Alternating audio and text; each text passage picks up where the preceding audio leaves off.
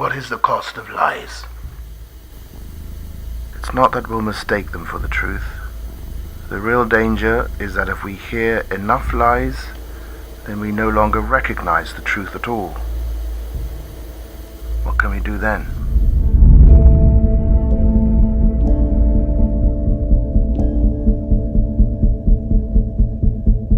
Hi, this is Peter Sagal. And I'm Craig Mazin. And I'm sitting with Craig to record the first episode of the Chernobyl podcast, a podcast about the HBO miniseries Chernobyl, which was written and created by Craig Mazin.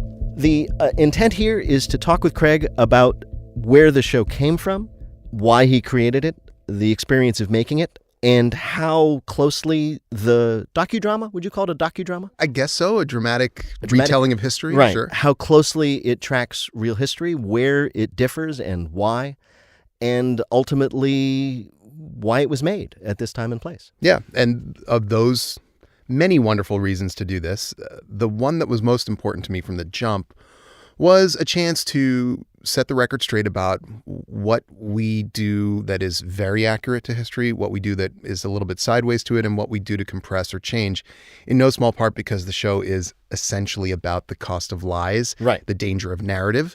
And I didn't want us to, I guess, miss a chance for transparency if we had one. So right. I've never actually heard this kind of thing before in relation to dramatic retellings of history, so I'm kind of curious to see how it all works, if people are horrified by this or enlightened. I don't know. I think they'll definitely be horrified. Speaking as someone who just recently saw the miniseries, what else happens, I think, is up to them. This episode of the Chernobyl podcast concerns episode 1 of the Chernobyl miniseries titled 1:23:45, which, of course, was the reading on the clock when the explosion at Chernobyl happened.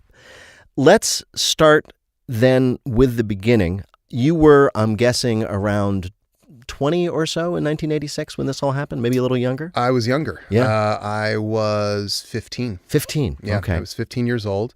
I remember it. I don't remember it quite as starkly as I remember the incident that occurred about 3 months earlier, which was the Challenger disaster. Right. But I definitely remember that it happened. I remember that the entire world seemed concerned. It wasn't simply a local thing. And beyond that, it sort of devolved fairly quickly into a very simple notion. Chernobyl was a nuclear power plant and it blew up. That's it. Right. I was a little older then, and what do I remember? I remember that Chernobyl blew up. It was bad, but it ended up being okay, and the Soviets lied about it. That's exactly right. And it's a bit of a shame that so much of the takeaway from that is that the Soviets lied and the Soviets created this system that would have led to that, all of which is true and all of which is a large part of the story that we tell. Right. Because it's an important part. What we did not get on our side of the news was how, I like to say, this could have only happened in the Soviet Union. Only the Soviet Union could have solved this problem. What the Soviet citizenry did to sacrifice and solve was nothing short of remarkable. And we in the West, I don't think, had any sense of how multi-layered this disaster was and how in many ways the explosion was really just the beginning of a series of events that are increasingly hard to believe. Well, yes. A lot of this podcast, just as a spoiler alert, is going to be me saying to Craig, really? And he'll say, yes. Yeah. And it was even weirder, presumably. In a number of cases. But let's start here. So this is what we knew about Chernobyl. It's what you know. It happened in your childhood. It happened in my young adulthood. We remember this. It happened. It went away.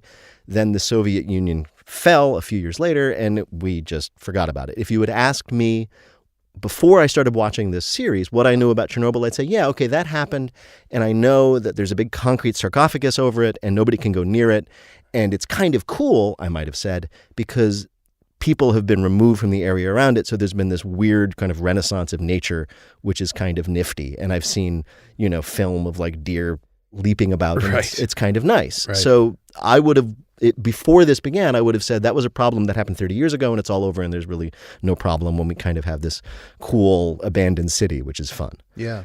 Assuming that that's where you were before you started your exploration of the project, what started you on this exploration? I knew that Chernobyl exploded, but I didn't know why.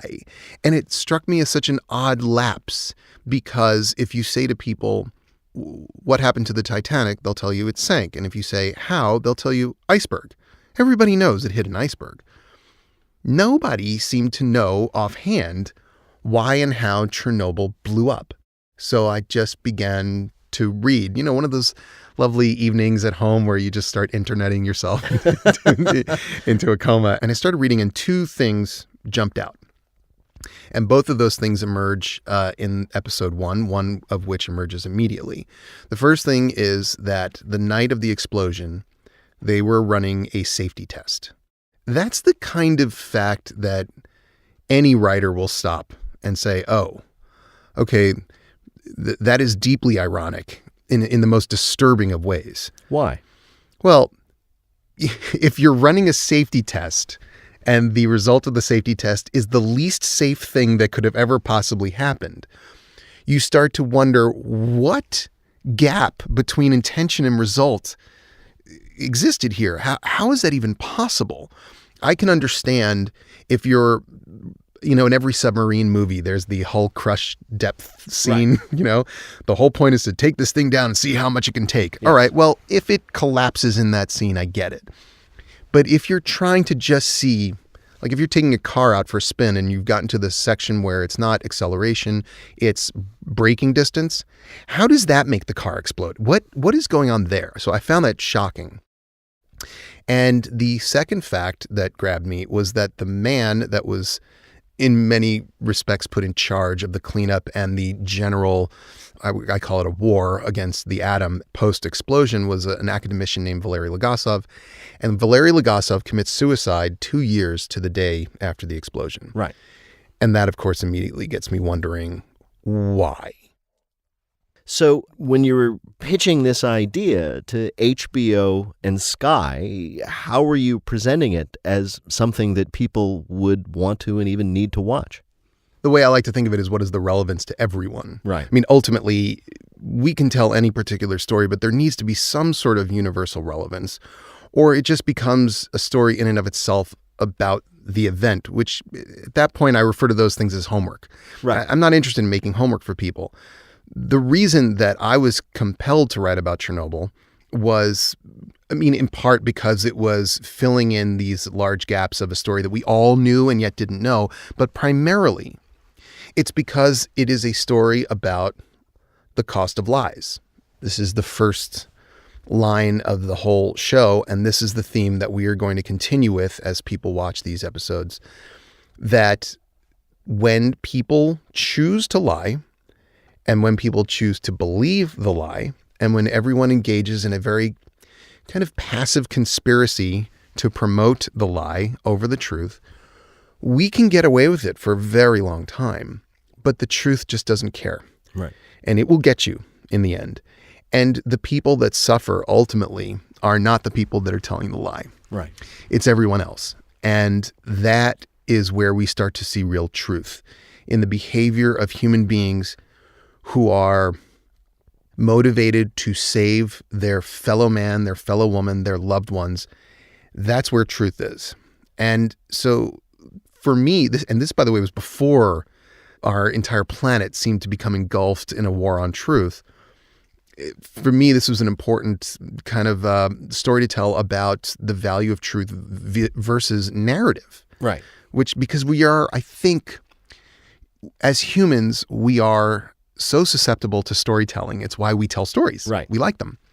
Stories are sometimes very good ways of conveying interesting truths and facts, but just as simply, the stories can be weaponized against us to teach us and tell us anything.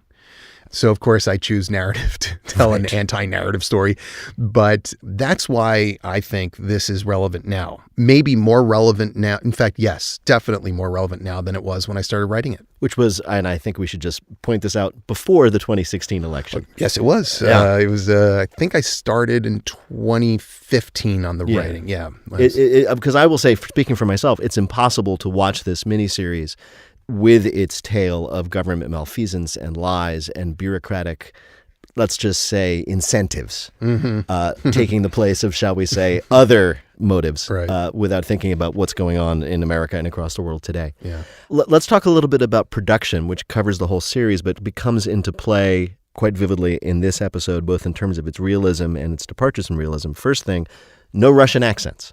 Right. Yeah. Big decision that we made early on. And what propelled that decision, and when did you make it, and what was the thinking? Well, we had an initial thought that maybe what we would do, we didn't want to do the Boris and Natasha. It's the Russian accent can turn comic with very little effort. Yes. So at first we thought maybe we would just have people do these sort of vaguely Eastern European sort of, so if I'm talking like this, I'm not really doing a strong accent, but it's a little. Yeah. And what we found very quickly was that actors will act accents. Yes. They will not act. They will act accents. And we were losing everything about these people that we kind of loved. Honestly, I think maybe after one or two auditions, we just said, okay, new rule, we're not doing that anymore. And I remembered I don't know if you ever saw this movie. It was an HBO film, actually, called Citizen X. So it was many years ago, Stephen Ray and Donald Sutherland. Yes. True story of a serial killer in Soviet Ukraine. And I recalled that there were accents all over the place. They had a South African accent, they had an English accent, they had an American accent. Some people were sort of trying, some people weren't. Max von Sydow shows up and just talks like his Swedish self. Yes. And it works perfectly fine because they're not speaking Russian. So I get it. Now, that meant no Americans. Right. Because I think for an American audience, the one thing that will pull you out of that is an American accent. Right. That just sounds silly. But beyond that, yeah, we just, we occasionally ask people to maybe take the edge off a little bit. Like in Game of Thrones, anyone from Manchester will be asked to push that a bit. Right. So that they're the Northerners. They're right. clearly the Northerners. Yeah. And we would sort of say like, take the edge off a little bit. But here and there, we would just let somebody be Irish or Scottish because they sounded great and their character was good. Right. And of course, as people are speaking to each other, there's no consciousness that they're speaking in Russian. They're just talking to each other. Correct. And so we're hearing them as they would have heard themselves. And that's really what we went for. And my hope is that the accent thing just fades away within seconds. You just stop caring about it because that's ultimately completely irrelevant to what was going on, which is essentially what goes on in all situations, regardless of language: panic, fear, love, excitement, worry, all of these things, just emotions. Right.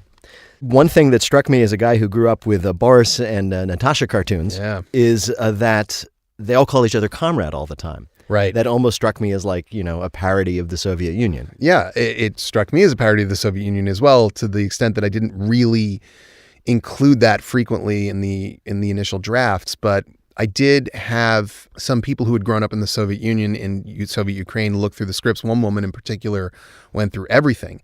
And one of the things she told me, there were a couple of interesting things I remember. For instance, in the beginning of episode 1, when Legasov puts food out for his cat, I just, had him pouring cat food into the bowl. She said, we didn't have pet food. There's no pet food in the Soviet Union. You gave them the food you didn't want. So that was fascinating. But the other thing she said was comrade was essentially the thing you would use to refer to people. It was the all-purpose reference. You wouldn't call people by their last names only generally. Right. If you wanted to be somewhat formal in a business-like manner, you would call them perhaps by their first name and their middle name, which is a patronymic, which is a whole complicated... Whole other thing. It's a whole other thing. It's a whole Megillah. It is a whole Megillah, as some people say. Yes. And I didn't want to get into because the truth is, while that probably is the most accurate and authentic way to do it, it is unwieldy for English listeners. But comrade or tovarish was a very common just reference, and people would use it all the time. And so she would occasionally flag things and say, no, that should be comrade Sherbina, not Sherbina. Right. And so I started putting them in. Right. Second question is production design and realism. I've now seen some photographs after seeing it, and it is pretty accurate, what you've presented in terms of both the exterior, the interior of the power plant, and Pripyat itself, the city around it. Yeah. I'm assuming you didn't actually film at Chernobyl and Pripyat. Nope. So how did the production crew go about recreating all this? Well, first of all, I would have shot at Chernobyl and Pripyat, except the problem is Chernobyl and Pripyat do not at all look like they did in 1986. Yeah. They look like the result of 30 years of neglect and exclusion zone. It was an obsession for us, honestly. Our production designer, Luke Hull, worked very closely with our costume designer, Odile Dix-Moreau. We just became obsessed with showing things as they were. I think for me, for Johan Renck, our director, the Sovietness of things and the Soviet specificity of things was half of what is fascinating about this. I mean, we're seeing an event that, as we say, in the show, it's at some point has never occurred on this planet before, but we're also seeing it in a place that most of us have never been to before, which is this inside behind the Iron Curtain in 1986, not from an American perspective, but actually as it was. Right. We were shooting primarily in Lithuania, a little bit in Ukraine. So our crews, they were alive when Lithuania was part of the Soviet Union and Ukraine was part of the Soviet Union. Many of the places that we shot in were constructed. Most of them were constructed during the Soviet era. It's real. And we were able to get the real clothing. And the firefighters, these are the outfits that we put together were down to the rivet. Odile did an incredible job of making them realistic. Exactly correct. We were helped sometimes by the fact that in the Soviet Union, if they made, for instance, a miner helmet. Yeah. There was one miner helmet. So you didn't have to figure out like, okay, which miners wore this brand or that brand. There was one. It was called miner helmet, yes, and that's the one. The advantage of poor consumer choices. Correct. But Luke and I and Johan spent a long, long time poring over as many photographs as we could, blueprints. In terms of Pripyat, we found a neighborhood in Vilnius, Lithuania that had been constructed in a similar time, in a similar fashion. Again, one of the upsides of former Soviet Republic is that they were building things there. It was very similar to the way they were building them, 1,000 miles away. One blueprint. Pretty much. I mean, it was these brutalist, block towers. So we found a neighborhood that was very close and basically made our Pripyat out of that. And then, of course, with the help of some, pretty remarkable visual effects from DNEG, this fantastic company that's been doing all of our effects, we were able to properly bring that to life. But again, all of it based on extensive research. Why? I mean, it's not going to be dramatically important to a viewer if the control room looks exactly like the control room of reactor number 4. Which it does. I'm sure it does. Down to the button. So what was driving you? I was always aware that I was telling a story that meant an enormous amount to the people that lived through it.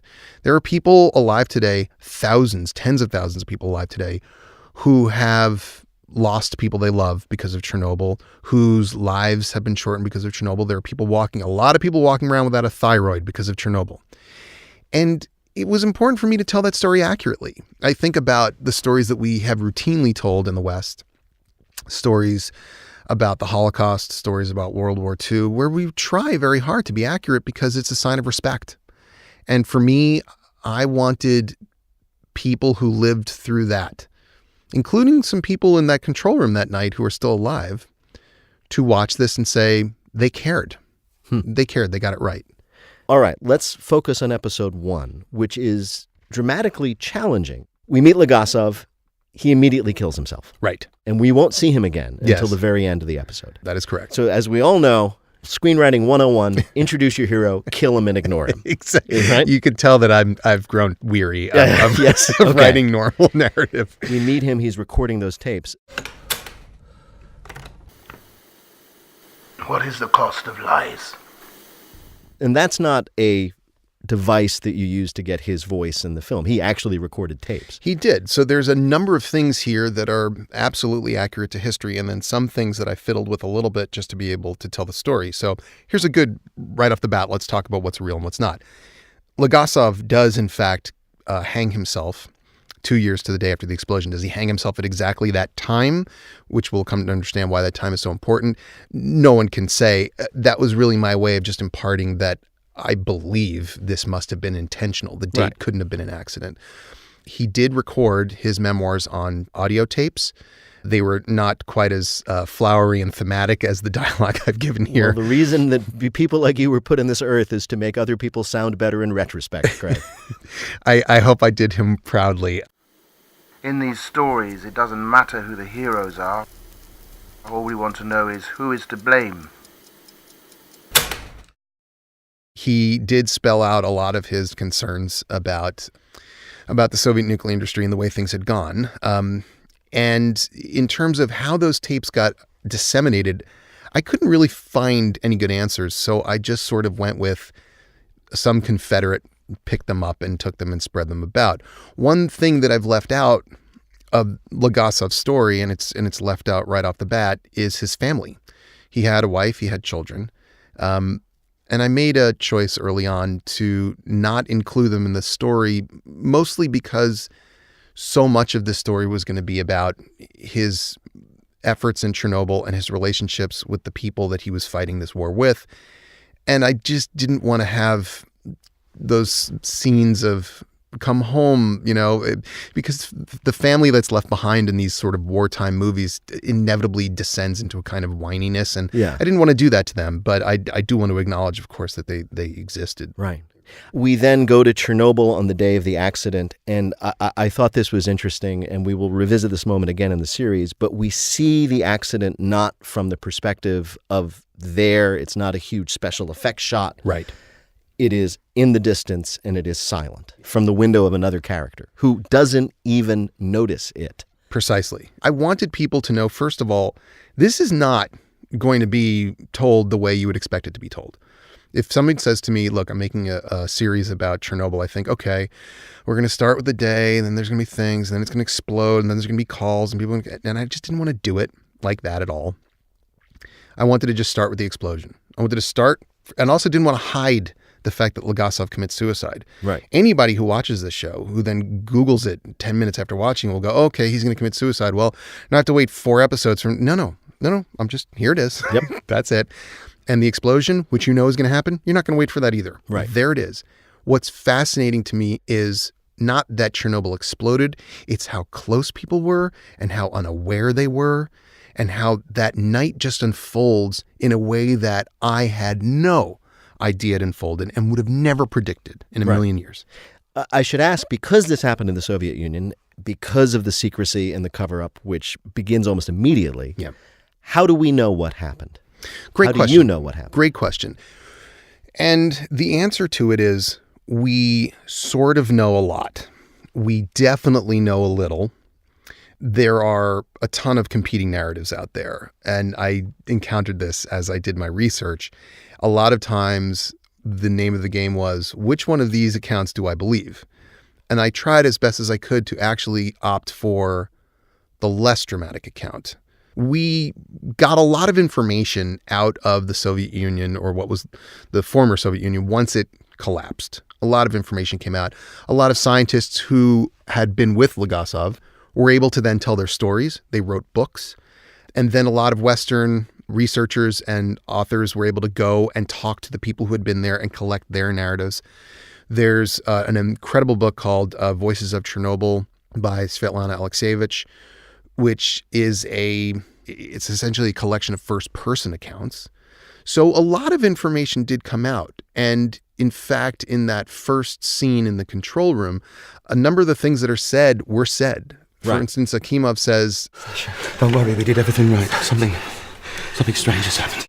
He said that. Little lines like that are quite, they make me feel something when they happen in the show, because I know we are essentially reproducing truth there. And and some of those things I don't think I would have ever thought to write. In fact, I'm not sure I would believe it necessarily without knowing that it happened. Right. Long ago, when I taught playwriting, I used to tell my students the worst reason to put something on stage is that it really happened. Right. Because I don't care if I'm watching it. I don't know. I don't care if your mother really said that to you. Right. Show me how and why it was relevant. Make it relevant to me. I'm guessing just that this was something that you had to grapple with a lot. Things happen in this first episode that are almost impossible to believe. Correct. Very challenging. And it really came out the most through the character, the real person, Anatoly Dyatlov. Dyatlov is the guy in charge. Yes, he's played by Paul Ritter. He's got the gray hair and the sort of grayish mustache. He's in charge. And he was in charge of the room that night. And Anatoly Dyatlov makes a series of, well, when we eventually do see all the events leading up to this explosion, which we will. I won't tell people when, but we will see a number of borderline inexplicable choices by him, but with a hint of motivation. In this episode where we're watching Aftermath, what we're seeing repeatedly from Dyatlov is denial. Right. That denial is real. It happened. It went down exactly like that within seconds. So just so people understand, because the geography of the plant is a little bit of a question mark for a lot of people, this is a very large facility and it is very long. It takes maybe 20, 30 minutes to walk from one end to the other. And the general structure of the power plant was that there were 4 nuclear reactors. Each one was in this large square building. And then in between those big squares were these long corridors where you had things like control rooms and so on and so forth. When Chernobyl reactor 4 blows up, it's all the way at one end of the plant. The guys in the control room, they hear and feel a succession of thuds, one thud and then a really big thud. Right. Most of the force of this explosion was vertical. So right off the bat, when I was researching, one of my questions was, how is anybody even alive there? Well, this is how. I mean, the explosion ejects material almost straight up, almost a mile into the air. But these guys in the control room, what they hear and feel is something blew up. And almost immediately, Dyatlov concludes that what's happened is there is a tank, a control system tank, that has collected hydrogen and ignited and exploded. Like a little Hindenburg, hydrogen A blows up. little mini Hindenburg. And so what he's contemplating here is essentially a serious industrial accident, but by no means a nuclear holocaust. And for the longest time, I wrestled with this, just as I think Dyatlov must have internally been wrestling somewhat. I think that what I forget and have to remind myself all the time is the word Chernobyl means a million things to us all in an instant. But right before it blew up, it meant nothing. That nuclear reactor, and in fact, no nuclear reactor, had ever been thought to be capable of exploding. Yes. And so I tried to integrate that into my understanding of the denial. There's another moment, and I can't remember right now if it's a bit of dialogue or a stage direction where a character, and we're going to get into these people running around the control room trying to find out what happened, where it's like he's been told to go over and look down into the reactor. Yeah. Which he knows if you look down into an open nuclear reactor, you're dead. Yeah. But there's a moment, I think you're describing his thought process, as he says, well, he's going to go over and look over it. And if he doesn't see what he thinks he's going to see, the open reactor, then he needs to know that. And if he is going to see what he thinks he's going to see, it doesn't matter because he's already dead. Correct. And so there does seem to be this aspect of these guys saying the reason we can't believe the worst happened is because if the worst happened, we're all dead now. And so that seems to be just as a human thing. I'm not going to believe that I'm already dead. There must be some other explanation. And there were gradations of that across the various people, depending on where they were and what they saw. So all the people in the control room that we depict were there. Those are their names. There were a few other people that we left out. They weren't quite as relevant to the story that we're telling. So they were a bit insulated, but 2 men immediately run in. Right. The first is a guy named Brozhnik who's working in the turbine hall, and he says the turbine hall is on fire. It's exactly what happened. He did run in. He did say that, which you could say could be a result of a control system tank explosion. The second guy who runs in is a guy named Pervashenko. Pervashenko, we will see later on where he was working. Pervashenko saw way more. Right. And when Pervashenko arrives in that control room, he tells them, and this is true, that essentially the core exploded. And they basically say to him, no, Right. that's not correct. He proceeds on. Everything he does from that point forward, this is the real man, and we reflect it somewhat in what we show, he did with the full understanding that he was likely a dead man walking. There were a number of people who did things like that night. We couldn't tell all the stories, but they were remarkable. One of the workers at the plant who became aware of the full scope of the accident fairly early on did what he could to make things better. He went home, he took a nap, he woke up, and then he went back. There was this sense that if you had broken through the denial and gotten on the other side of it, which was an understanding of reality, you had an obligation Right. to do what you could to prevent it from getting worse. Conversely, you have guys like Akimov and Toptunov, who are the two guys that are working the control board that night. They're the ones who, towards the end of this episode, are opening the valves by hand. Right. Even though Yeah. they know On some level. that it is utterly pointless, that On they're some basically level. spraying water into the air, because that is such an extraordinary moment when Dyatlov says, you need to go do this. Yeah. And they know it's pointless because Dyatlov's whole picture of the situation, i.e. they need to get water in the core, is ridiculous because there is no core. It's gone. It's blown up. It's a huge atomic pile. But they go. Yeah. Years ago, I read John Keegan's book about World War I, and he writes about trench warfare. And he writes about how these guys in the trenches, British soldiers, went over the top and were immediately killed. Right. And he writes about why they did that. And I met him once. He did a book reading, and I said, okay, you explain why the first guys went over. What about those second guys? What about the second guys? Right. They just saw everybody they knew follow their orders, do it according to the book, and immediately be killed by machine gun fire, and then they went. Mm-hmm. I thought of that very vividly and specifically, thinking about those specific two characters. Yep. They knew this was pointless. They knew if they went out there, they were dead, and they were right about that. How much did you have to think about those men, their minds, at that moment? A lot. So much of writing a moment like that is asking, what do I want people to feel here? What is the emotional truth that I want them to believe? And I have to make certain choices. I have to decide in some ways states of mind that I don't have access to.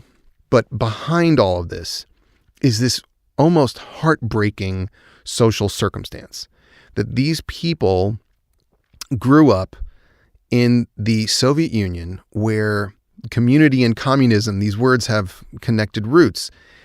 It was understood that you were part of a collective and that you were there to support your fellow man and your fellow woman.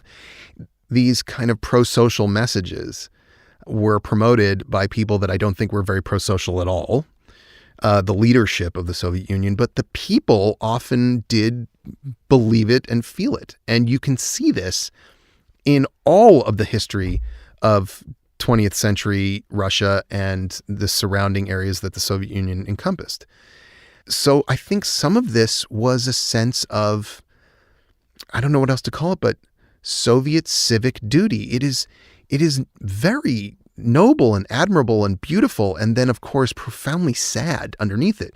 But it's why I say, if this had happened in the United States, I think, for instance, if 3 Mile Island had exploded in this regard, I think what would happen is that we would have evacuated the area very quickly and then just, I don't know, put a rope around a large section of the middle Atlantic and said, no one can go there anymore, and we're, because we can't send people in because they'll die. Right.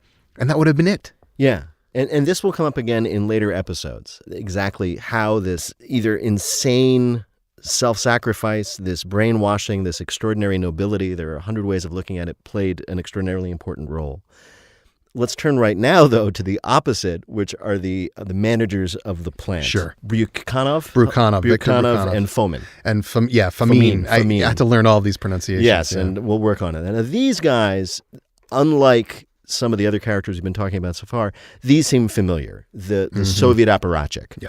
the guys who care nothing about anything except their stature, the fear of what's coming from above, and their contempt for the people who are below them. Yeah, there's a little bit of that going on for sure. I suppose there's a lot of it going on. I mean, a little background on those guys, some things that I did not include but are interesting facts nonetheless. Viktor Brukhanov did not really come from a nuclear power background. He was in the power industry. Of course, who was put in charge of these things wasn't generally a question of merit. And just so that people don't think that I get into kind of unnecessary Soviet bashing, we have this problem everywhere. Yeah. Viktor Brukhanov was certainly a kind of a classic Soviet bureaucrat. Fomin was a more interesting character in many ways. Fomin was there working as essentially the head nuclear physicist, supervising the entire thing. And then you had individual deputies like Dyatlov or this guy Sitnikov who shows up later. But Fomin essentially is kind of the head scientist of Chernobyl. Fomin got his degree in nuclear physics through essentially a mail-order school. So Famine was not trained as a nuclear physicist at all. He got that mail-order degree essentially to check a box so that he could get this job. Once again, a certain kind of patronage and loyalty system in place. Famine was a very sad character. He had been in a car accident that had really, I guess it had infected him deeply. He had gone through a long depressed state. He had finally come out of it. And I think he saw an opportunity to perhaps do better for himself at Chernobyl, which again did not have the connotation that it does now. It's just a place. Yeah, just a place. Just a place. But one thing that is true, and we'll get a little bit more into Brukhanov in particular, who I also think in many ways was in a very difficult spot, because I try and understand. Yeah. We'll get more into those guys in a later episode. But in this episode, I think the important thing to understand about those two guys is they were told something by Dyatlov. Right. They were told that this was not a nuclear core explosion, that the core was fine. They were also told that radiation was 3.6 Rontgen per hour. Right. I think they probably knew that that number was weird. Yeah. Because strangely it was specific. Strangely specific. It turns out it's the maximum reading on those low limit dosimeters. And they chose immediately to believe it. And I think in a very Soviet way, once they bought into that and reported that up the chain, the inherent cost to reversing and saying, I'm sorry, we got that wrong, was massive, almost unthinkable. And there's a moment Brukhanov says, I've got to call and tell my boss about this. Right. Can you believe, I don't want to do that. And there is that moment of almost relief when Dyatlov says to them, oh, no, it's fine. Right. And they're like, well, if you're saying it's fine, then I can report that it's fine. Correct. And it will be on you. Correct. Which is interesting and terrifying because at no point do they ever seem concerned with the actual truth. They just want to know that they're not going to be in trouble. Yes, I think once they had a sense that it was not the impossible, but rather the possible and the mundane. It's very bad, by the way. Yeah. At that point, everything becomes about managing the outcomes for yourself. Yeah. There's no concern about the outcome for the world. So Dyatlov has to call his superior. They have to call their superiors. And, you know, that point where Brukhanov explains to the local executive committee the chain of phone calls that has occurred, that's real. Yes. So that's what happened. There was a series of phone calls over the course of the night that eventually make their way to Gorbachev. Really? Yeah, that's how it worked. I call you, you call him, he calls him, and he calls Gorbachev. Right. One by one, each one of them decides, how can I kick this upstairs? And each one of them repeats a lie that they do not yet know is a lie, that essentially was conceived seconds after the explosion by a desperate man who was incapable, in a very human way, of entertaining the thought Right. that the impossible had occurred. Right. There's a scene in the episode where the local committee, as you say, comes into the plant. Yes. They're in the plant. In fact, you'll be safe here, guys. Don't worry. Yeah. And there's almost a moment where a younger member of the committee says, wait a minute. Right. I've seen things outside. I've seen the fires. I've seen the rubble. There's been a major explosion. You're lying.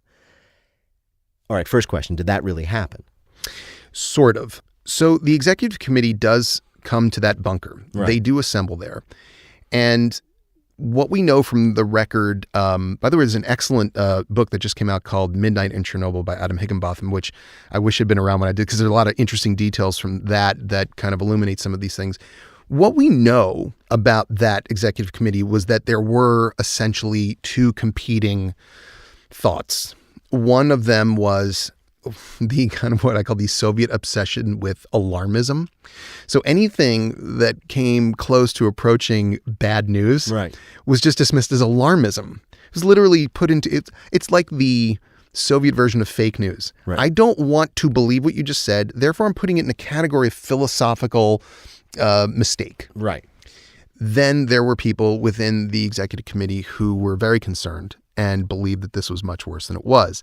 So what I essentially did was personify those two positions between a younger member of this group and an older member. I thought it was important to remind people, particularly in the West, that in 1986, there were still members functioning members of the Communist Party who had been alive during the revolution. They were believers. They knew Lenin. They had seen him. Right. This was not some kind of strange cult that had been separated from its religious founder by thousands of years. This was fresh. And I wanted to show how that functioned because it was still very much a part of their lives. Right. So there's the character Zarkov, the oldest committee member who's sitting in the corner. Game of Thrones fans may recognize him from Winterfell. As Maester Lewin. And he gets up and he makes a speech. He points out that the real name of the Chernobyl power plant is the Lenin power plant. And he makes a speech about the Soviet ideals and how this is how we do things in the Soviet Union. But what was interesting was the point of his speech was not we will now fight for the fatherland and we will not sacrifice ourselves. But the point of his speech is we are going to keep this secret. That is the correct Soviet response. We seal off the city. No one leaves. And cut the phone lines. Contain the spread of misinformation. That is how we keep the people from undermining the fruits of their own labor. Yes, comrades. We will all be rewarded for what we do here tonight. This is our moment to shine. That is, in fact, what they did. And there were people, as in I guess what you'd call Pripyat leadership, who felt strongly that the first thing you do in any situation like this is cut the phone lines. That was literally their first move. Cut the phone lines and don't let anyone in or out. The most important thing was to avoid the spread of a panic. Right. So when I read that, it occurred to me that on some level, if you are part of a power structure that you understand is suppressive in a way, Right.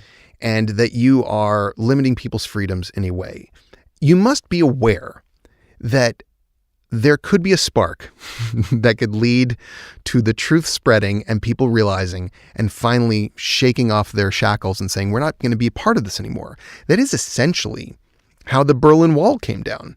On some level, they must have all been aware that the Soviet Union was being glued together by a certain kind of magic. And they were not wrong because it was not long for the world. Yeah. The Soviet Union would be gone in 5 years. So when something like this happened, they said, cut the phone lines and no one comes and no one goes, because if this spreads, who knows? There's an interesting contradiction, which Orwell explained, really, with doublethink, in which they've decided simultaneously that there's nothing wrong and no reason to worry, and also no one is ever going to know about this. Correct. And they were capable of proceeding, it seems, as if both were true. And that is extraordinary. Yeah. They, I think, had a sort of a default position that anything that was counter to the story they had told their own people and the rest of the world simply could not be publicized, or no one could know. Now, I think they knew probably that the rest of the world laughed at them. Mm-hmm. I think that the Soviets had a deep insecurity. There's a great line in a later episode, which I'll give away now, where somebody says to somebody who wants to tell the truth about Chernobyl, he says, you want to humiliate a nation that is obsessed with not being humiliated. Yeah. And that, I thought, captured this whole attitude quite well. Well, inside the Soviet Union, I think there was probably more of a sense that people needed to believe those things. And yes, the citizens were not stupid. They understood that there were great limitations to the system.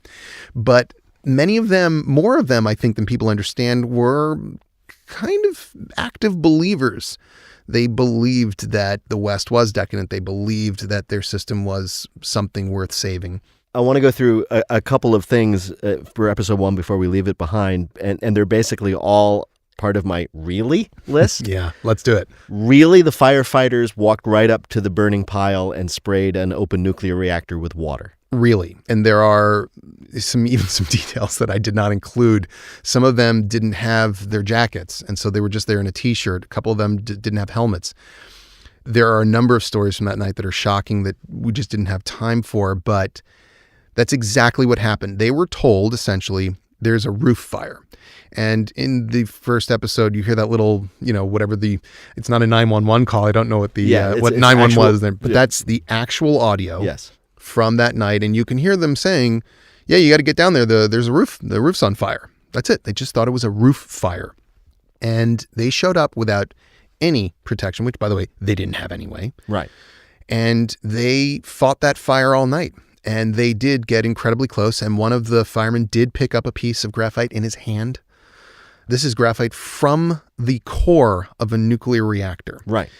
And most of the deaths that occurred directly because of the radiation of that night were experienced by those men. And I think there's at least one report of one firefighter who said, he reported saying, I said to everybody, it'll be amazing if any of us are alive by morning. Sometimes it's hard to tell if that's a little bit of a kind of revisionist history on people's parts, but we do know that a number of them reported tasting metal. Yeah, which is, I'm assuming, a real thing that happens around intense radiation. It is a real thing, apparently, that happens around intense. There's not a lot of experience with this. Right. There have been a couple of incidents. This was the worst of them by far. Right. Yeah, but that really happened. And they really didn't tell anybody. They didn't evacuate the town. They didn't notify anybody. The episode ends with everybody waking up the morning after the explosion and going off to school and work. Yeah, that's that. So backing up for a second, Pripyat was about as close to what the Soviets had promised people as you could get. It was fairly utopian. These cities were called atom cities. They were constructed to support, obviously to supply employment at the power plants, but also to, then support those people around them. They were considered very, very desirable places to live, unlike other regions where you would have shortages of food and supplies. The markets were stocked. There was no waiting in line. It was a reward to live in a place like this. So the accident occurs at 1:23 in the morning. By sunrise, you begin the day of April 26. Not only were they not told throughout that entire day, there was a wedding. People were just walking around in the streets. It was a lovely day. One man, these are stories that I didn't include just for time. One resident of Pripyat chose to get on the roof of his building to do some sunning. He got pretty sick, and I don't know if he made it or not. They didn't keep great records, as you might imagine. But yes, that is a fact. They were walking around under a cloud of smoke billowing from an open nuclear reactor all day long. Right. At the end of episode 1, does anybody know how bad this is, other than the people inside the plant who've actually seen the open core? No. Nobody knows. No. And yet we know. We've seen the burns. We've seen the core. We've seen, and maybe the last thing I'll ask you about in episode 1 is that beam of light heading upwards. That's Chernobyl. Well, I'm terrible with Russian names. We found out the Cherenkov effect. Actually, it turns out it wasn't the Cherenkov effect, and that's another one of those little moments where Dyatlov engages in a strange kind of denial. I don't think specifically said that light was that, although that was something that a lot of the scientists in the early hours were saying, that light can happen with minimal radiation. But what that light was, that blue light, which was described by a lot of people and described as quite beautiful, was essentially the ionization of the air. The radiation was so intense it was breaking the oxygen molecules apart and creating this color. It was probably one of the things that drew a lot of the citizens of Pripyat to that bridge. That really happened. Yeah. They did that. They all stood there in this bridge and they all watched. Correct. How far away were they? About 1 kilometer. Mm-hmm. And that goes directly to another thing that I really struggled with, which was how little people knew about radiation. They simply didn't know. If you or I were somewhere and someone said, there's a fire at a nuclear power plant. It's not the core. It's just a fire. You want to go see? We would say, no. Are you insane? I'm going to drive in the other direction. But they didn't know. There's a building in Pripyat that has a slogan on it that basically refers to the friendly atom. And they also believed that if there was anything that one of the characters mentions this thing about vodka. That's true. They believed that vodka essentially would decontaminate you of any kind of ill effects of radiation. If only. It is odd that the tone of the episode, weirdly, is almost that of a horror movie. Yeah. In that people are going about their business in the way that people in horror movies do. and there's a horrible monster that is hunting them and killing them, and they don't even know it. And it seems almost as if we as the viewers are put in their place, that there's something terrible going on. You can't see it, but it's getting you. Yeah. And there's so many moments in this episode which are equivalent to watching a horror movie. It's like, don't go through that door. Right. And yet they go through the door. Yeah. And those moments are all true. And on that note, we'll find out what happened, both in terms of what led to this accident and what happened to the people who we've now just met. In subsequent episodes, episode 2 of Chernobyl airs next Monday, 9 p.m. Eastern on HBO. This is Peter Sagal. I've been talking with Craig Mazin, the creator, producer, and writer of Chernobyl. You can always listen to this podcast, review, and rate it via Apple Podcasts, SoundCloud, Stitcher, wherever else you might choose to get your podcasts. Hey, how about the NPR One app? They're out there. You can also listen to it via YouTube or the HBO Go and HBO Now apps. Once used for TV, now used for podcasts. I think it's evolving. Craig, thank you so much. This has been fascinating and not a little terrifying. Thank you, Peter. I can assure you it gets worse. Tune in next week for even more depressing stories of real-life disasters.